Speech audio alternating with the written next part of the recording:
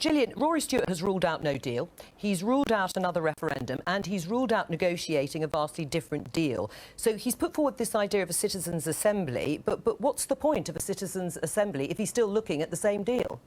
Well, I mean, he hasn't ruled out trying to get some changes within the deal, but he's not basically saying that that's going to change everything because, you know, as we've just heard from Senator Richmond, it's highly unlikely not to be on offer. So one has to make assumption, and when one's testing leadership, you have to make the assumption that the bluebird doesn't happen, that these miraculous things that everybody's tried before suddenly don't appear. Citizens' Assembly, then? So what he's basically saying is the problem is we need to unblock Parliament, and it's actually party politics and actually up to now probably a bit of opportunism as well, which has stopped people wanting to vote for this. So to do that, this kind of Brexit assembly or grand jury or whatever would basically be people who would look at this deal and take evidence and just basically shine a light and say, is there actually anything wrong with this? Is it worth, for the sake of the fact that 30 people in Parliament didn't support it, is it worth doing something so drastic as no deal, which affects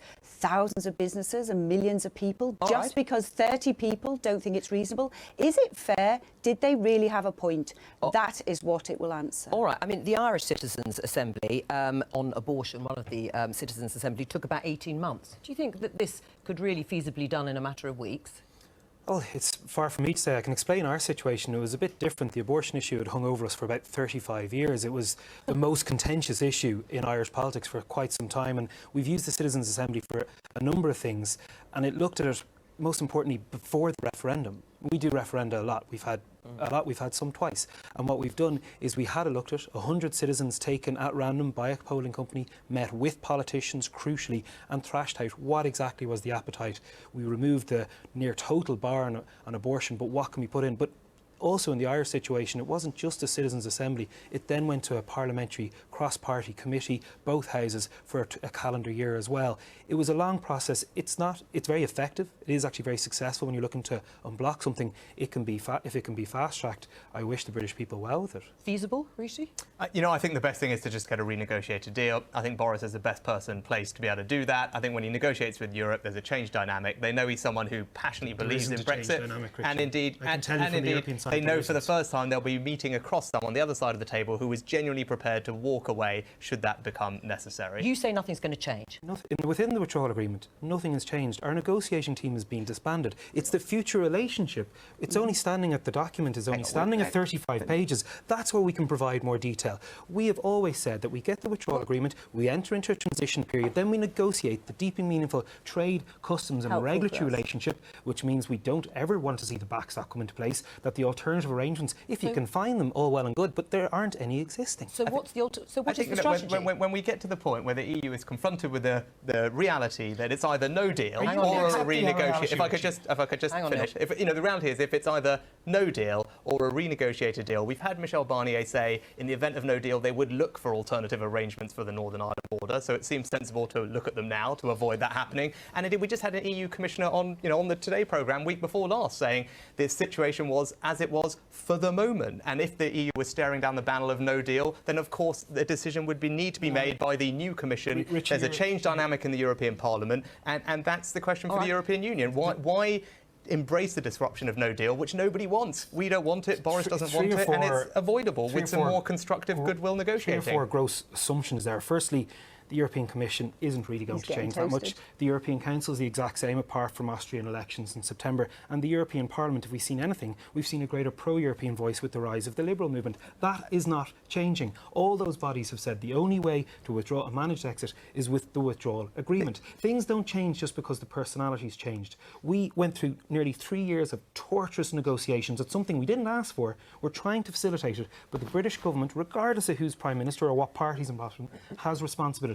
Firstly, to the Good Friday Agreement. Secondly, to meet their responsibilities to the bill. And thirdly, to protect their citizens and our citizens. Yeah, but we have had an EU Commissioner here saying that is the case for the moment. The EU used to say it wouldn't countenance any extensions. The EU did say it wouldn't countenance any extensions at all. And then we had one. Then they said they wouldn't do any more. Then we had another. Then they said there could be no legally binding changes at all. But then we did have a legally binding codicil. Right. So I think we've seen bit by bit that the EU has walked back from its Viewers don't like red when you talk lines. over each other. We'll give you a chance to come back Very in. crucial point, Joe, just to mention it. At the moment, the UK is leaving the EU under Article 50 of the Lisbon Treaty.